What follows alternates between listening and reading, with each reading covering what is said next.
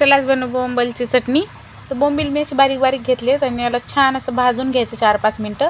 त्यानंतर आपण इकडे थोडंसं उकमट पाणी घेतलं आणि याच्यात बोंबील टाकायचे भाजून, म्हणजे याच्यात काही घाण माती असेल ना ती व्यवस्थित निघून जाईल आणि वशाळ पण नाही लागत.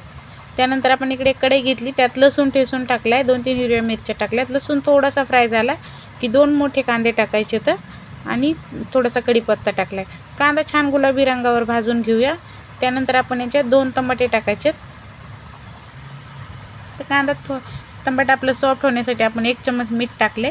कांदा टमाटे सॉफ्ट झाल्यानंतर टाकूया लाल मिरची पावडर, हळद आणि भरपूर अशी कोथिंबीर. हे 1 मिनिट मसाले परतून घ्यायचे छान. त्यानंतर आपण याच्यामध्ये बोंबील टाकूया पाण्यातून काढलेले आपले आणि छान याला मिक्स करून ना 5 मिनिटं स्लो गॅसवर झाकून ठेवायचे. हे बघा 5 मिनिटानंतर बघूया. हे बघा मस्त अशी बोंबील आपली चटणी तयार झाली. तुम्हाला व्हिडिओ आवडला तर लाईक, शेअर, सबस्क्राईब.